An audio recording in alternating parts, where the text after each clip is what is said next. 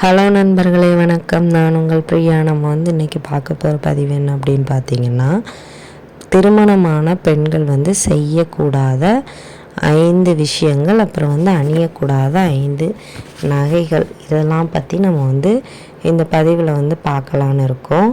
So அதுக்கு முன்னாடி நம்மளோட சேனலை நீங்கள் இது வரைக்கும் சப்ஸ்கிரைப் பண்ணாமல் பார்த்துட்டு இருந்தீங்க அப்படின்னா நீங்கள் மறக்காமல் சப்ஸ்கிரைப் பண்ணி வச்சுக்கோங்க. நம்ம சேனல் க்ரோத் ஆகிறதுக்கு நீங்கள் சப்ஸ்கிரைப் பண்ணுறது ரொம்ப ஹெல்ப்ஃபுல்லாக இருக்கும்.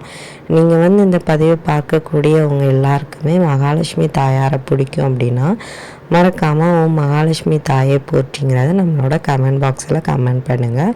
இப்போ வாங்க நம்ம பதிவுக்குள்ளே போகலாம். ஸோ திருமணமான ஒவ்வொரு பெண்களுமே இதை கட்டாயம் செய்யக்கூடாதுன்னு ஒரு சில விஷயங்கள் இருக்குது. அது என்ன அப்படின்னு பார்த்தீங்கன்னா, முதல்ல அவங்க என்னென்ன மாதிரியான நகைகள் அணியக்கூடாதுங்கிறத பார்த்துடலாம். இந்த திருமணமான பெண்கள் கண்டிப்பாக இந்த கருப்பு நிறங்களில் இப்போ நிறைய நகைகள் வருது. இந்த கழுத்தில் போடுறது, காதில் போடுறது, வளையல், அந்த மாதிரியெல்லாம் வருது. ஸோ இந்த மாதிரி கருப்பு நிறங்களில் இருக்கக்கூடிய அந்த நகைகளை நீங்கள் அணியக்கூடாது. அது வளையலாக இருந்தாலும் சரி. கருப்பு நிறம் சனி பகவானை குறிக்கக்கூடியது. ஸோ நம்ம அதை போடும்போது நம்மளுக்கு சனி பகவானால் ஏதாச்சும் பிரச்சனைகள் வரும், இல்லை வீட்டில் சண்டைகள் வரலாம். ஸோ அதனால் அந்த கருப்பு நிறமாக இருக்கக்கூடிய அந்த நகைகள் எதுவாக இருந்தாலும் நீங்கள் திருமணமான பெண்கள் கட்டாயம் அணியக்கூடாது. நல்லா இருக்க வீட்டுக்குள்ளே பிரச்சனைகள் வரும். அதுக்கப்புறமா தங்கத்தாலான மெட்டி காலில் அணியக்கூடாது.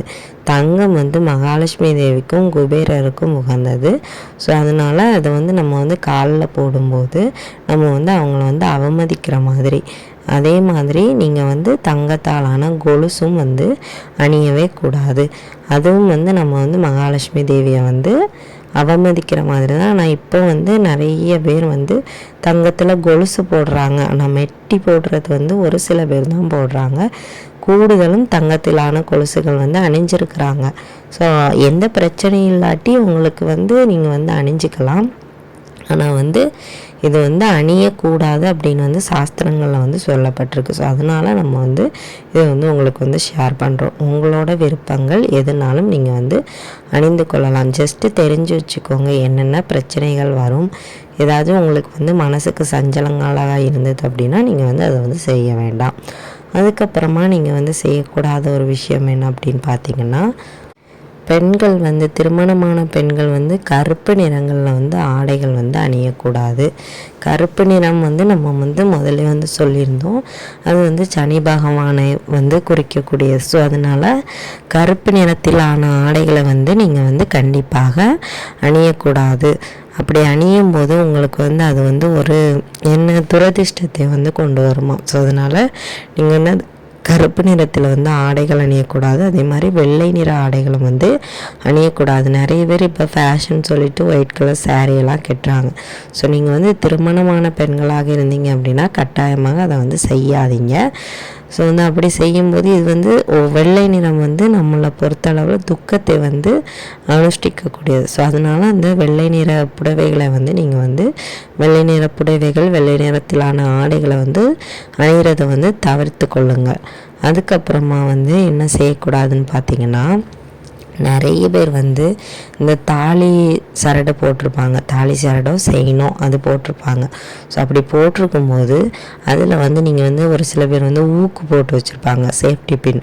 ஸோ அந்த மாதிரி போட்டு வைக்கக்கூடாது. அது தங்கத்திலான பொருளில் இரும்பு சேரக்கூடாது.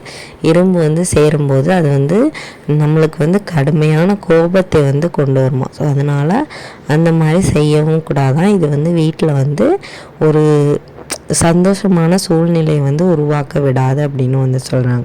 ஸோ அதனால் நீங்கள் அந்த தாலி சரடுலலாம் ஊக்கு போடுற பழக்கம் இருந்தது அப்படின்னா அதை மாற்றிக்கோங்க. அதே மாதிரி நிறைய பேர் இந்த உடஞ்ச தாலி சரடு தாலியெல்லாம் போட்டிருப்பாங்க.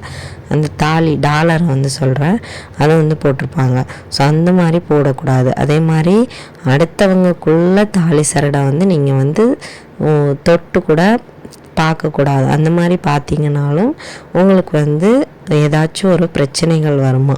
ஸோ அடுத்தவங்களுக்குள்ளதை நம்ம பார்க்குறதோ அதை எடுத்து சில பேர் வந்து நல்லா இருக்குது அப்படின்னு சொல்லிட்டு பார்ப்பாங்க. ஸோ அந்த மாதிரிலாம் பார்க்கக்கூடாது அப்படின்னு வந்து சொல்கிறாங்க.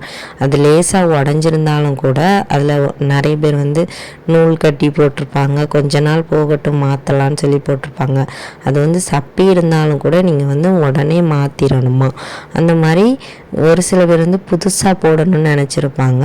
ஸோ அந்த மாதிரி புதுசாக போடணும்னு நினச்சிக்கிறவங்க வந்து பழசை வந்து பத்திரமா வச்சுட்டு அதுக்கப்புறமா நீங்கள் வந்து புதுசாக எடுத்து போட்டுக்கலாம். ஒரு பிரச்சனையும் இல்லை. பழசு கொடுத்துட்டு புதுசு வந்து போடக்கூடாதான். அந்த பழசு வந்து எப்போவுமே நம்மளுக்கு வந்து ஒரு பாதுகாப்பான ஒரு நினைவாக வந்து எப்போவுமே நம்ம வந்து பத்திரமா வச்சுருக்கணுமா. ஸோ அந்த மாதிரி வச்சுருக்கும்போது நம்மளுக்கு வந்து குடும்பத்தில் வந்து நன்மைகள் இருக்கும். ஆனால் ஒரு சில பேர் வீட்டில் வந்து அது வச்சிருக்க கூட விட மாட்டாங்க. நிறைய ஆண்களோட நிலைகள் வந்து அந்த மாதிரி இருக்குது. ஸோ அந்த மாதிரி கஷ்டத்தில் இருக்கிறவங்களுக்கு வந்து இந்த விஷயங்கள்லாம் வந்து கண்டிப்பாக செட் ஆகாது. நம்ம வந்து பொதுவாக சொல்லணும், யாரையும் வந்து நம்ம வந்து குறிப்பிட்டு சொல்லலை. ஸோ உங்களுக்கு வந்து இருக்குது அப்படின்னா பாதுகாத்து வச்சுக்கோங்க, இல்லாதவங்களுக்கு கடவுள் தருவார். ஸோ இந்த மாதிரி ஒரு விஷயங்கள் நம்ம வந்து செய்யக்கூடாது. அதுக்கப்புறம் செய்யக்கூடாத விஷயங்கள் என்ன அப்படின்னு பார்த்திங்கன்னா, குங்குமம் நம்ம நெற்றியில் வைக்கக்கூடிய நம்ம வீட்டில் இருந்து இருக்கக்கூடிய குங்குமத்தை வந்து நம்ம கையால் அடுத்தவங்களுக்கு வந்து வச்சு விடக்கூடாது. அதே மாதிரி கோவிலில் கிடைக்கிற குங்குமத்தெல்லாம் வைக்கலாம். ஆனால் வந்து வீட்டில் உங்கள் கணவரோட காசில் வந்து நீங்கள் வந்து கொடுத்து வாங்கி வச்சுருப்பீங்க. அந்த குங்குமத்தை வந்து அடுத்தவங்களுக்கு வந்து அவங்க எடுத்து வைக்கலாம், நீங்கள் வந்து உங்கள் கையால் வச்சு விடக்கூடாதான். அதே மாதிரி உங்கள் நெத்தியிலேருந்து எதுவுமே எடுத்து அடுத்தவங்களோட நெத்தியில் வந்து நீங்கள் வந்து வைக்கக்கூடாது. ஸோ இந்த மாதிரியெல்லாம் பண்ணவே கூடாது. அப்படி பண்ணும்போது உங்களை இல்லற வாழ்க்கையில் வந்து நிறைய கஷ்டங்கள் வந்து வருமா, கணவன் மனைவிக்குள்ளே நிறைய பிரச்சனைகள் வருமா. ஸோ அதனால் இந்த மாதிரி தவறுகளை வந்து நீங்கள் வந்து எப்போதுமே செய்யாதீங்க. அதுக்கப்புறமா வீட்டில் வந்து பெண்கள் வந்து அதிகமாக சத்தங்கள் போடக்கூடாதான். சண்டைகள் போட்டாலும் சரி, அதிகமாக கோபங்கள் வந்து படக்கூடாது அப்படின்னு வந்து சொல்லப்படுது.